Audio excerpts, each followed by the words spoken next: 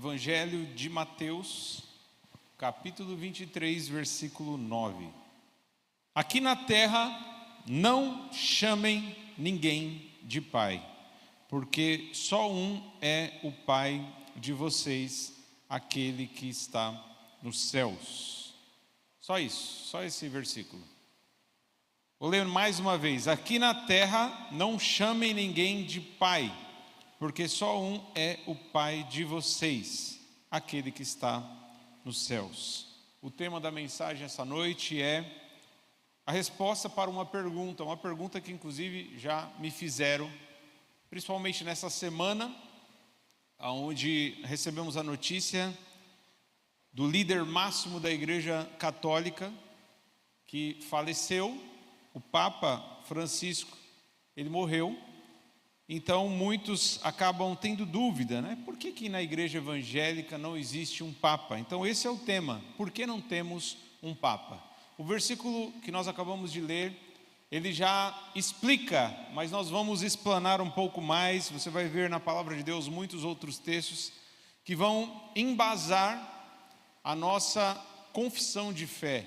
Por que nós, na nossa prática, não temos um líder máximo que represente os protestantes, os evangélicos? Para responder essa pergunta, nós precisamos entender algo que a tradição católica, né, afirma. Eles dizem que o primeiro Papa que existiu foi quem? Quem foi o primeiro? Você que já teve raiz católica, irmã Edna, irmão Dorival. Quem foi o primeiro Papa segundo o catolicismo? Não. O primeiro líder da igreja. Jesus morreu, ressuscitou, subiu, a igreja começou com um homem, para eles, que era o líder máximo da igreja. Para a história, dentro do catolicismo, esse líder máximo foi o primeiro Papa. Inclusive, lá no Vaticano existe uma Basílica de São Pedro, né? Então, para os católicos, o primeiro Papa que existiu foi o apóstolo Pedro. Mas nós vamos ver nessa noite que nós, protestantes, não acreditamos nisso, não acreditamos nesse conceito. Então, vamos entender primeiro o significado da palavra Papa. Papa é uma palavra que vem do latim e do grego. E tanto no latim como no grego, ela é uma forma carinhosa de falar pai. Então, como papai, papaizinho, uma forma carinhosa, quando um filho chama o pai de maneira carinhosa. Então, o significado da palavra Papa é esse. E pelo texto que nós acabamos de ler, nós vamos ler o contexto, vamos ver o que Jesus estava falando antes, o que estava falando depois, de quem ele estava falando e para quem ele estava falando. Mas nós podemos entender aqui Jesus falando claramente aos seus apóstolos, mas está falando claramente a cada um de nós. Aqui na terra não chamem ninguém de pai, porque só um é o Pai de vocês, aquele que está nos céus. Jesus estava falando que mesmo um filho não pode chamar o seu pai de pai. O contexto não era esse. Vamos ler Mateus 23, verso 1 ao 12. Para melhor entendimento, nós lemos o texto inicial apenas do versículo 9, do capítulo 23, agora nós vamos ler do 1 ao 12. Então Jesus falou às multidões e aos seus discípulos. Para quem Jesus falou? Às multidões e aos seus discípulos. Na cadeira de Moisés se assentaram os escribas e os fariseus. Portanto, façam e observem tudo o que eles disserem a vocês, mas não imitem as suas obras, porque dizem e não fazem. Atam fardos pesados, difíceis de carregar, e os põem sobre os ombros dos outros, mas eles mesmos nem com o dedo querem movê-los. Praticam todas as suas obras a fim de serem vistos pelos outros, pois alargam seus filactérios e alongam as franjas de suas capas. Gostam do primeiro lugar nos banquetes e das primeiras cadeiras nas sinagogas. Eles gostam também das saudações nas praças e de serem chamados de mestre. Mas vocês não serão chamados de mestre, porque um só é o mestre de vocês. Aqui na terra não chamem ninguém de pai, porque só um é o pai de vocês, aquele que está nos céus. Nem queiram ser chamados de guias, porque um só é o guia de vocês, o Cristo. Mas o maior entre vocês será o servo de vocês. Quem se exaltar será humilhado, e quem se humilhar será exaltado. Amém. Jesus então estava ensinando a multidão e os seus discípulos. Lembrando que Jesus começou com 12 discípulos, que se tornaram 12 apóstolos, dos quais um deles era o apóstolo Pedro, correto? E o que ele está ensinando? Ele está apontando para um tipo de pessoa que comete o erro de fazer as suas obras apenas para mostrar para os outros. Eles se vestiam com roupas especiais, queriam ser saudados nas praças, ser reconhecidos e honrados diante do público. Eles queriam muitas vezes assentar na cadeira de Moisés, em tronos, verdadeiros tronos. Os fariseus e os escribas, os doutores da lei, os líderes religiosos judaicos, eram esses homens que estavam aqui sendo criticados por Jesus, pela sua postura de orgulho, vaidade, soberba, o oposto daquilo que Jesus estava propondo para os apóstolos e para todos aqueles que se tornariam discípulos do Senhor Jesus. Inclusive, ele fala assim: olha, esses homens são rígidos, eles colocam leis pesadas que eles mesmos não conseguem seguir, mas eles colocam esse fardo por cima dos homens. Eles gostam do primeiro lugar nos banquetes, gostam de comer a melhor refeição. E aí nesse contexto, Jesus vai falar: não chamem ninguém de mestre, nem de pai, nem de guia, porque vocês têm só um pai que está no céu. Vocês só têm um mestre, o Senhor Jesus. Vocês só têm um guia. Amém? É o Senhor. O Senhor é o nosso único pai espiritual, o nosso pai celestial, o nosso guia. Jesus é o cabeça da igreja, o líder máximo da igreja. E é interessante, eu queria destacar aqui o versículo 8. Jesus está falando para uma multidão, mas em especial para os seus 12 apóstolos. Pedro estava no meio deles. Vocês não serão chamados de mestre, porque um só é o mestre de vocês e todos vocês são irmãos. A gente sabe que em algumas igrejas evangélicas eles têm o título de apóstolo, né? Já ouviram falar? Alguma igreja evangélica que tem o pastor, tem o bispo e tem o apóstolo, né? Então, eles criam então essa hierarquia dentro da igreja, aonde existe uma pirâmide, quem está no topo da pirâmide é o apóstolo.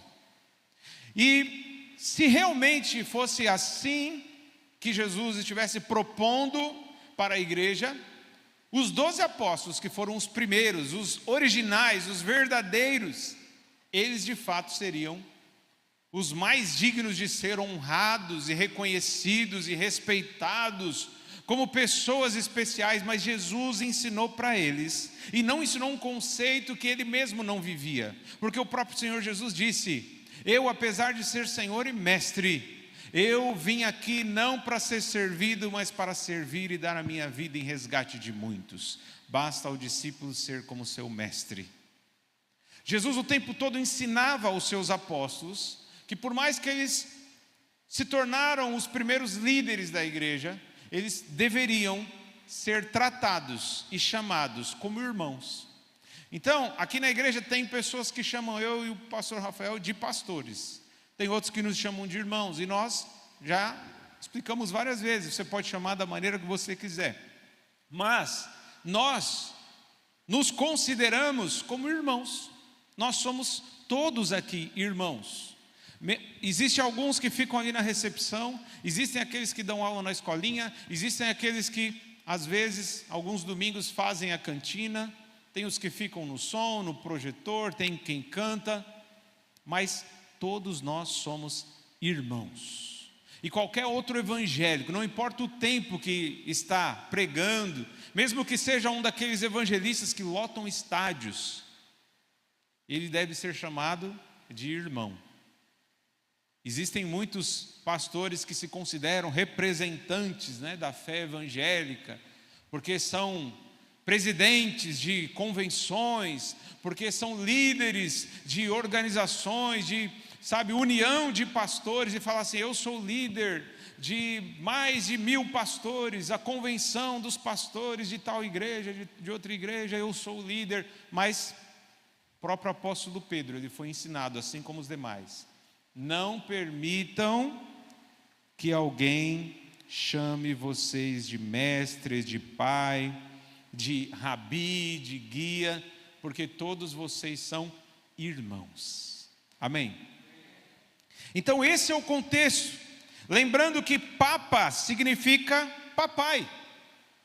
E Jesus deixou bem claro: não chamem ninguém de pai. Aí vocês perguntam: mas os católicos não usam a mesma Bíblia? Usam. A mesma Bíblia, na Bíblia dos católicos tem esse texto, Mateus 23, 9. Só que na Bíblia católica existem mais 6 livros, além dos 66 que nós temos aqui, existem mais 6 livros.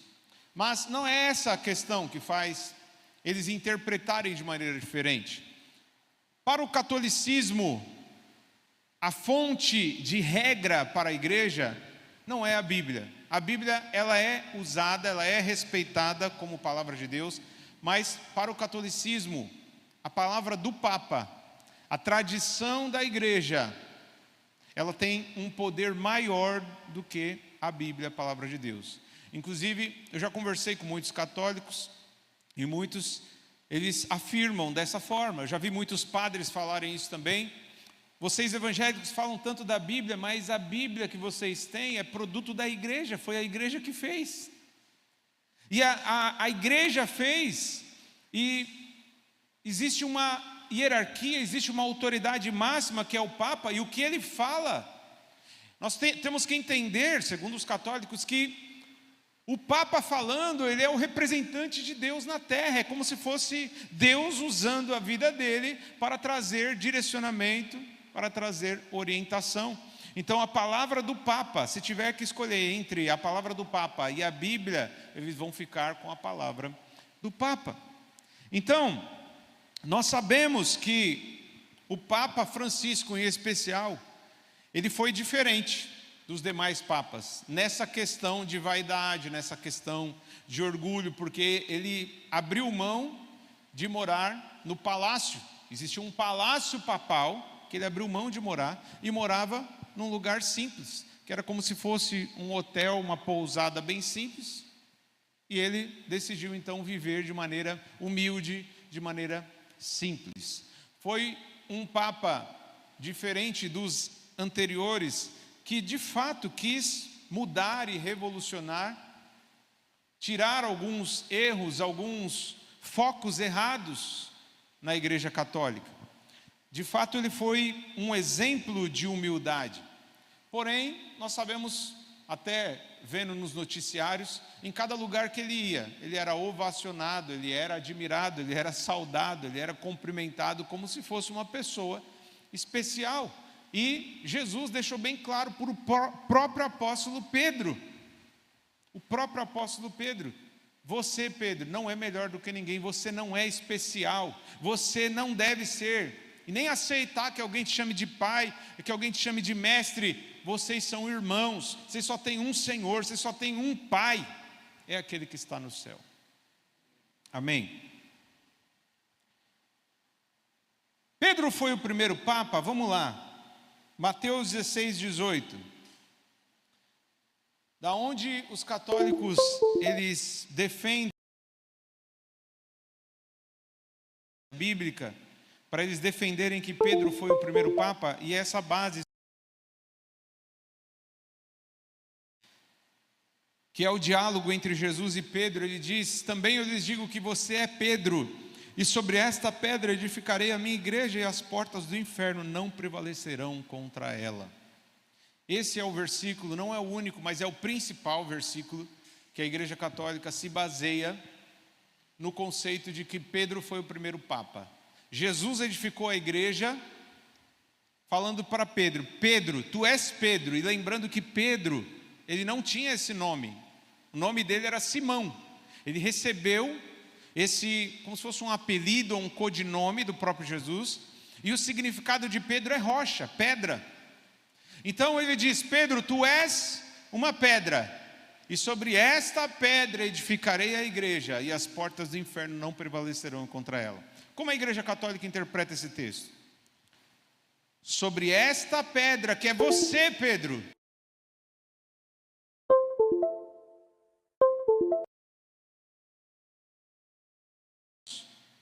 Jesus disse: Pedro, tu és uma pedra, mas sobre esta pedra, Jesus está se referindo a si mesmo: sobre esta pedra eu edificarei a minha igreja, e as portas do inferno não prevalecerão contra ela. E como nós chegamos a essa conclusão? Porque para você entender aquilo que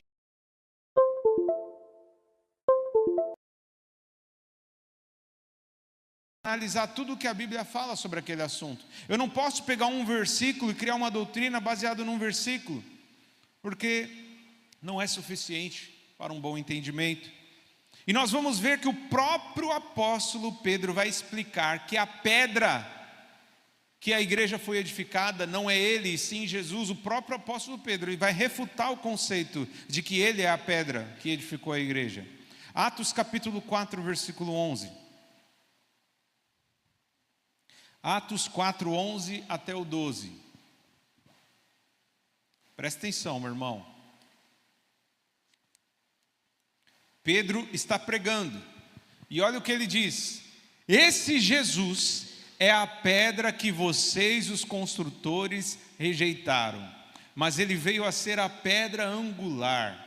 Em algumas traduções fala pedra de esquina ou pedra principal. Versículo 12: e não há salvação em nenhum outro, porque debaixo do céu não existe nenhum outro nome, continua, dado entre os homens pelo qual importa que sejamos salvos. Então o apóstolo Pedro está falando: esse Jesus é a pedra que vocês, construtores, ele estava falando sobre os líderes religiosos. Vocês, líderes religiosos judeus, rejeitaram Jesus. Imagina que na construção da igreja, imagina que fosse algo feito de concreto, de tijolo, e de repente os construtores pegam então uma pedra ou um tijolo e falam assim: esse tijolo aí não serve para nada. E é isso que o apóstolo Pedro está falando. Falou: vocês rejeitaram a pedra que é Jesus, mas Deus transformou ele na pedra principal, na pedra de esquina, na pedra angular, na pedra que era fundamental para construir e edificar a igreja. Se você vai no dicionário, pedra angular, em arquitetura, é chamada de quion, ou pedra fundamental. É um elemento essencial na construção de edifícios, especialmente em estruturas antigas, onde a alvenaria era comum. Ela é posicionada na esquina da construção, por isso que em algumas traduções fala pedra de esquina, unindo as paredes e garantindo a estabilidade da estrutura. Então imagina uma pedra do qual todas as outras... pedra não é Pedro, essa pedra não é Francisco, essa pedra não é o Papa Leão X, essa pedra é Jesus de Nazaré. Ele é a pedra principal, no qual a igreja foi edificada e se mantém de pé, e se mantém fortalecida. Em sentido figurado, a expressão pedra angular é usada para se referir a algo que é fundamental ou essencial, para algo maior, como uma teoria, uma investigação, uma ideia ou um sistema. Ela representa a base sobre a qual algo é construído, ou a origem de algo. Em contexto religioso, isso é a definição dos dicionários. Jesus Cristo é frequentemente referido como a pedra angular da fé cristã, significando que ele é o fundamento sobre o qual a igreja é construída. Jesus é o fundamento sobre o qual a igreja é construída.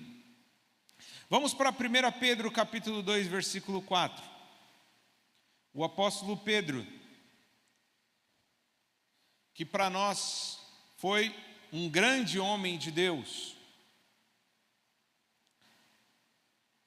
mas não foi chamado na Bíblia de pai por ninguém.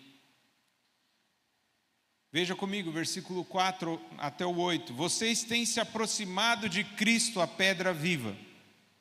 As pessoas o rejeitaram. Coloca na NVT. 1 Pedro 2, 4.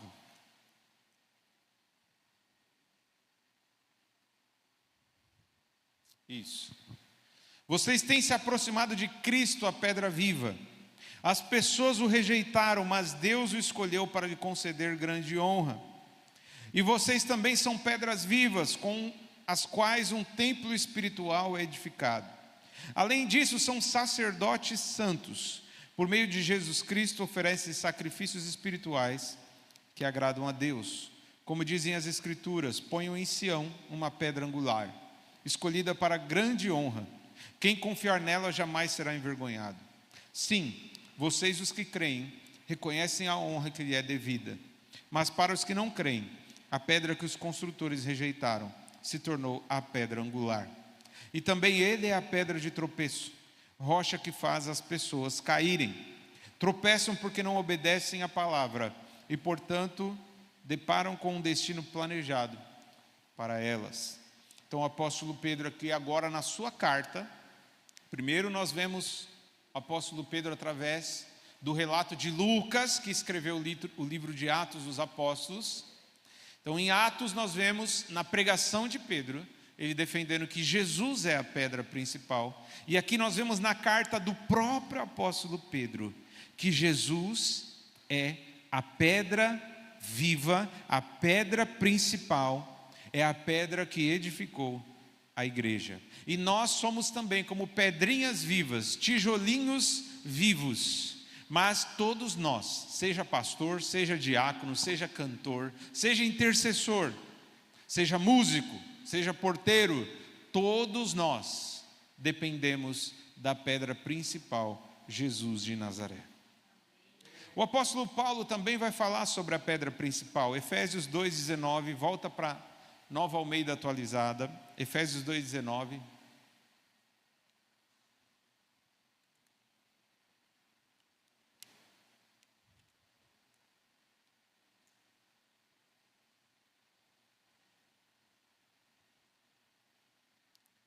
Diz assim: assim vocês não são mais estrangeiros e peregrinos, mas concidadãos dos santos e membros da família de Deus. Versículo 20: edificados sobre o fundamento dos apóstolos e profetas, sendo ele mesmo, Cristo Jesus, a pedra angular, a pedra de esquina, a pedra que os construtores rejeitaram, mas se tornou a pedra fundamental e principal que edificou a igreja. Apóstolo Paulo falando. Sabemos que entre os 12 apóstolos de Jesus, Jesus tinha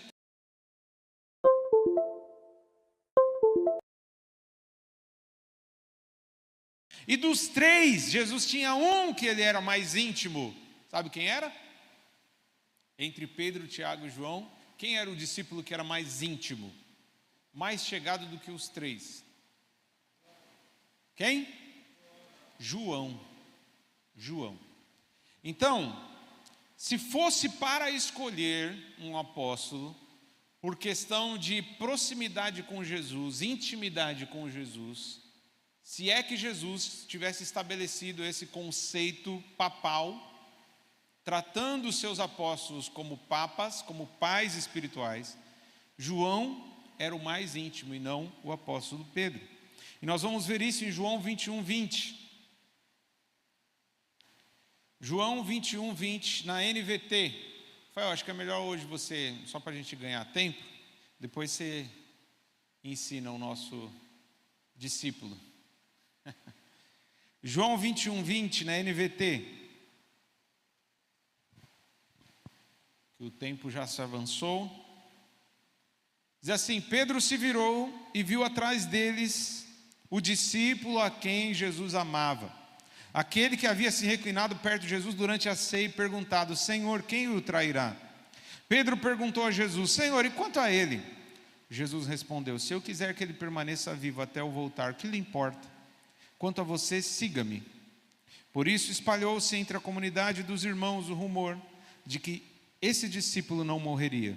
Não foi isso, porém, o que Jesus disse. Ele apenas disse: se eu quiser que ele permaneça vivo até eu voltar, o que lhe importa?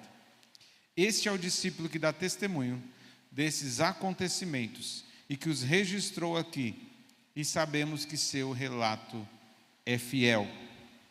Então, no Evangelho de João, nós vemos João falando de si mesmo como se fosse uma outra pessoa, mas no final ele explica: esse discípulo, que era o discípulo amado, que Pedro inclusive pergunta para Jesus sobre ele ser discípulo. Quer dizer, Jesus, então, que todos nós apóstolos vamos morrer, e esse aí, o teu mais chegado? Aí Jesus dá aquela resposta, né? O que te importa, Pedro? Se eu quiser que ele viva, o que você tem com isso? Se eu quiser que ele não seja martirizado como os demais, o que você tem a ver com isso?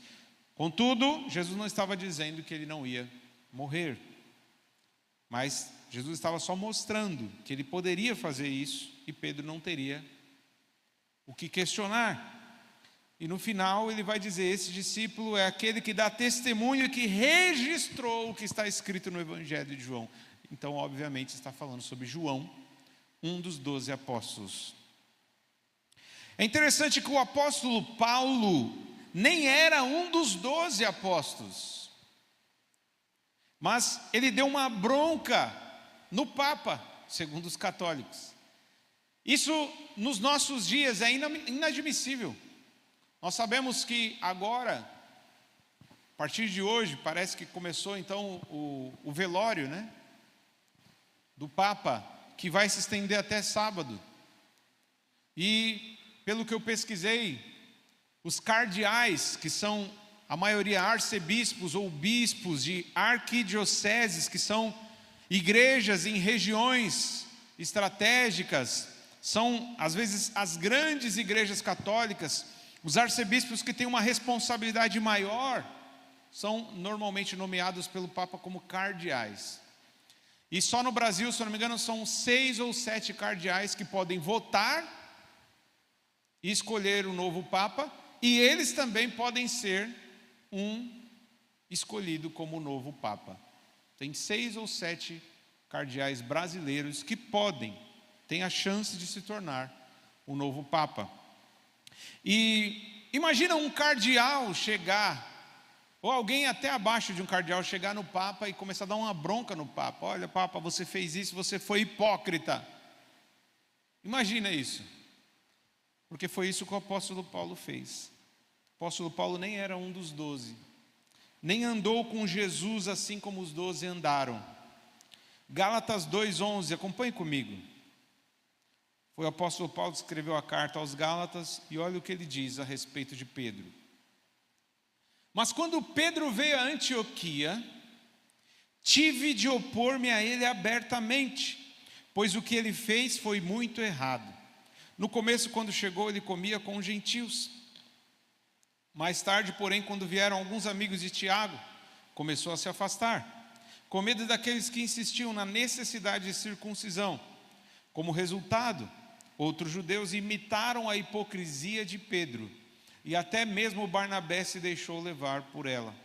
Quando vi que não estavam seguindo a verdade das boas novas, disse a Pedro diante de todos: se você que é judeu de nascimento vive como gentio e não como judeu, por que agora obriga esses gentios a viverem como judeus? Que atrevimento, né? E depois a gente vai ver o próprio apóstolo Pedro na carta dele, não fala mal de Paulo não, ele atesta que ele é o apóstolo dos gentios.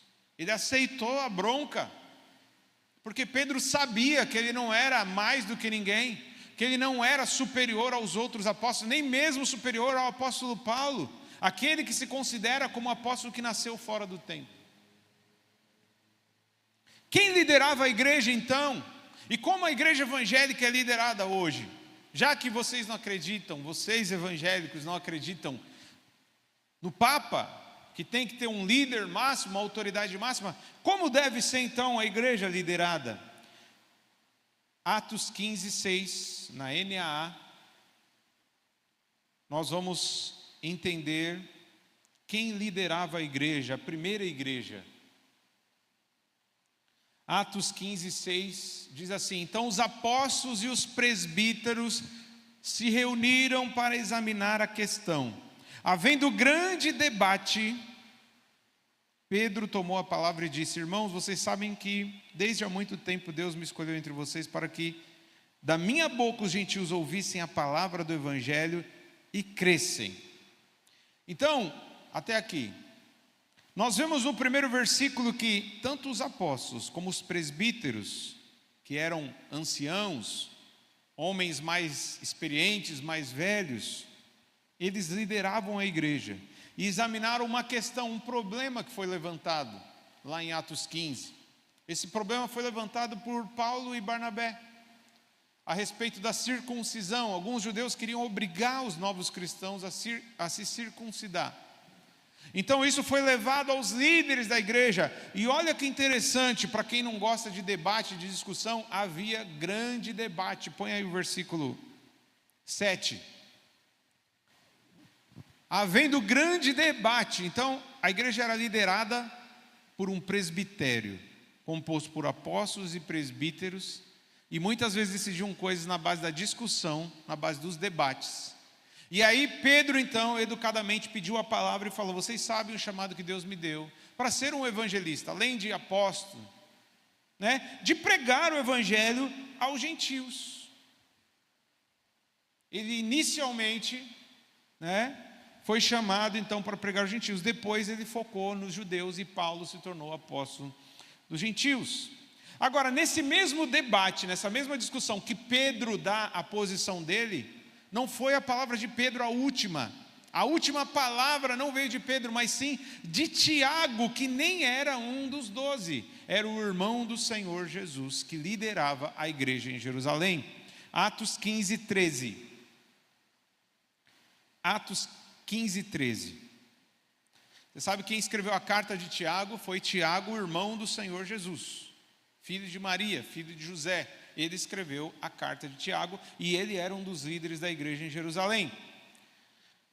Diz assim: depois que eles terminaram, Tiago tomou a palavra e disse: irmãos, ouçam o que tenho a dizer. Simão acaba de relatar como primeiramente Deus visitou os gentios, a fim de constituir entre eles um povo para o seu nome. E aí ele começa a fazer a sua defesa diante do presbitério. Só que a decisão só foi tomada depois que todo o presbitério concordou, tanto com Pedro como Tiago, que deu a última palavra. Amém? Era assim que a igreja era governada, liderada, e é assim que a igreja do Servinho também, ela tem como seu sistema de governo, um sistema de governo que é pelo presbitério.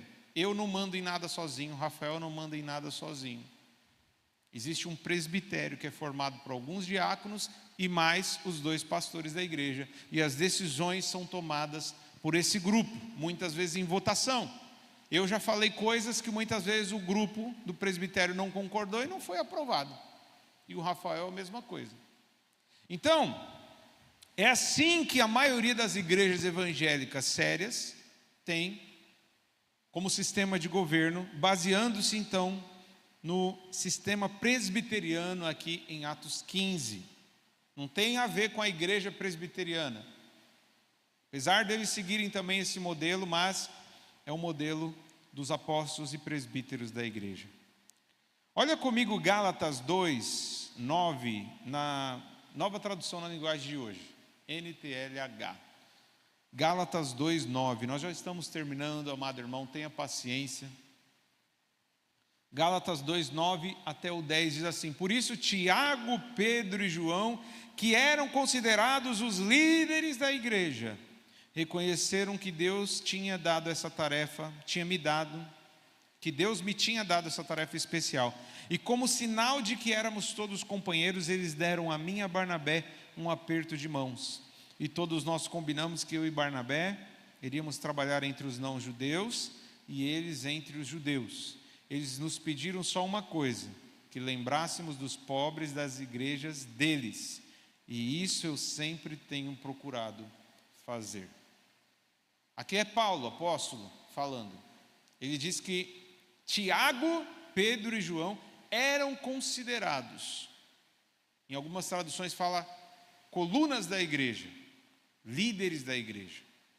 Então, de fato, esses três, eles tinham um peso maior, mas eles não se sentiam superiores, nem decidiam nada sozinhos. Eles tinham, então, os outros apóstolos e tinham os presbíteros, os anciãos. Agora, você sabia que o evangélico, ou a religião evangélica, que também é chamado protestante, ela começou com Martim Lutero, quando Martim Lutero, que era um teólogo, ele era um professor de teologia dentro da igreja católica, certo? Martim Lutero era um padre, era um monge agostiniano, ele era um monge que seguia os princípios de Santo Agostinho, ele era um padre católico raiz, e ele era um cara estudado, que conhecia muito dos originais da Bíblia, e ele era professor de teologia dentro do catolicismo na Alemanha. E no ano de 1517, ele posta na porta da igreja católica 95 teses, refutando erros da igreja católica e do Papa Leão X, que era o Papa que liderava a igreja católica na época. Eu vou ler aqui apenas 2 das 95 teses que ele colocou na igreja católica. Ele tentou conversar com o Papa, mas ele não foi ouvido. Ele foi excomungado da igreja católica. E a partir daí surgiu a igreja protestante, as igrejas evangélicas. Eu vou ler a tese 45 e a tese 51 de Lutero. Tese 45 de Martim Lutero diz assim: deve-se ensinar aos cristãos que quem vê um carente, um pobre, e o negligencia para gastar com indulgências, obtém para si não as indulgências do Papa, mas a ira de Deus. Agora, tese 51. Deve-se ensinar aos cristãos que o Papa estaria disposto, como é seu dever, a dar do seu dinheiro àqueles muitos de quem alguns pregadores de indulgências extorquem ardilosamente o dinheiro, mesmo que para isso fosse necessário vender a Basílica de São Pedro. Foi ousado, né, o Martim Lutero. Sabe que antes dele, 100 anos antes de Martim Lutero, Jean Hus, ele foi queimado vivo por ordem da Igreja Católica, porque ele estava tentando da mesma forma pregar salvação pela graça, do mesmo jeito que Martim Lutero pregava. Ele falou assim: olha, em Romanos diz que não se pode vender a salvação. E no ano de 1517, o Papa Leão X estava vendendo a salvação através das indulgências.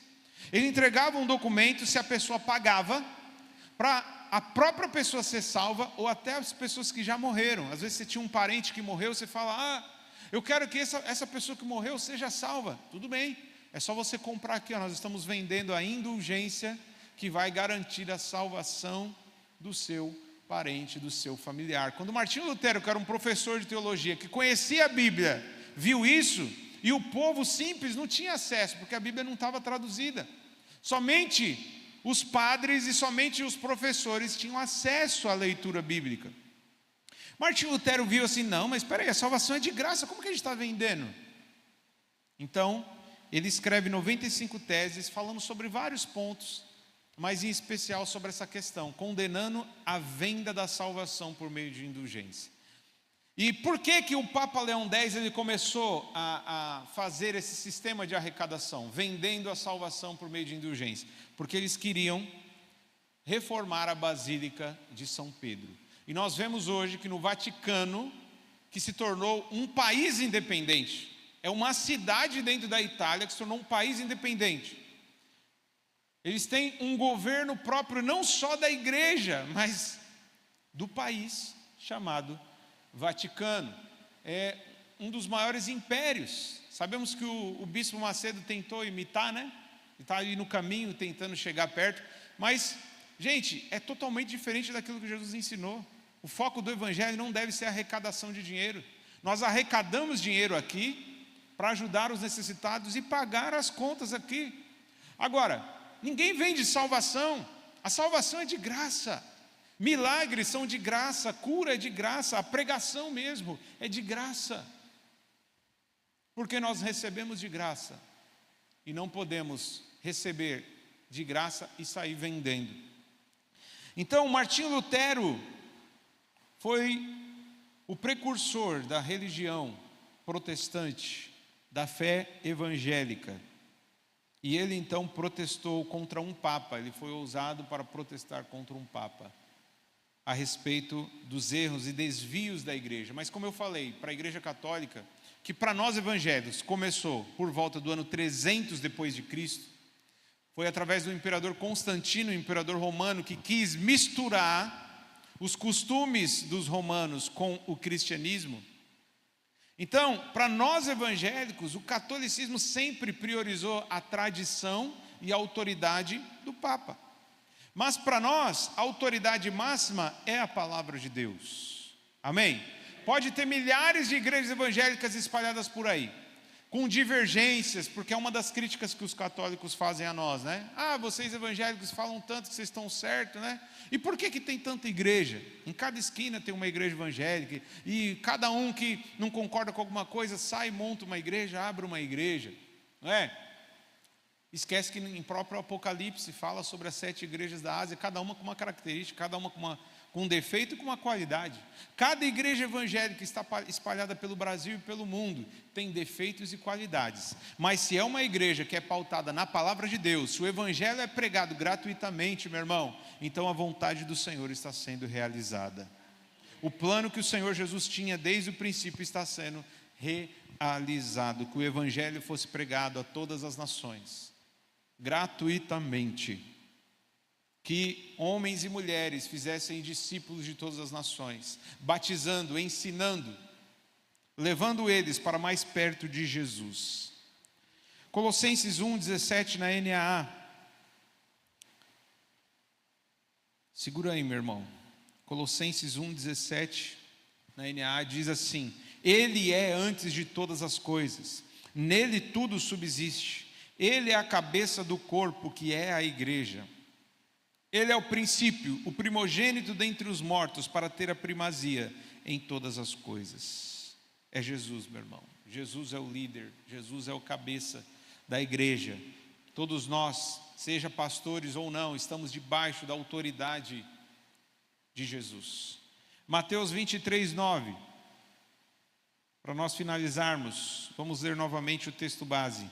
Porque não temos um Papa? Porque Jesus disse: aqui na terra não chame ninguém de Pai, porque só um é o Pai de vocês, aquele que está nos céus. Respeitamos os católicos, não afirmamos que os católicos vão para o inferno, vai tudo para o inferno. Não, nós cremos que a salvação é individual. Assim como tem evangelho que pode ir para o céu e outros vão para o inferno, nós cremos da mesma forma dos católicos. Sei de católicos que são pessoas sérias, que procuram se apegar mais à palavra de Deus do que propriamente à tradição, do que propriamente o que o Papa diz. Então, nós entendemos que alguns católicos, muitos católicos, podem sim receber a salvação. Pessoas até mesmo fora da igreja evangélica ou fora da igreja católica, se tiver fé verdadeiramente em Jesus, essa é a condição. Se crer que Jesus é o Salvador, reconhece que é pecador, se arrepende dos seus pecados, vai ser salvo. Amém? Então nós consideramos os católicos como irmãos, assim como consideramos outros evangélicos como irmãos. Temos divergências teológicas, temos divergências em alguns conceitos, certo? Mas todos nós somos parte então do cristianismo. Entendemos que Cristo é de fato o único e suficiente Salvador das nossas vidas. É o nosso intercessor, é o nosso mediador entre Deus e cada um de nós. Amém? Se coloque de pé em nome de Jesus.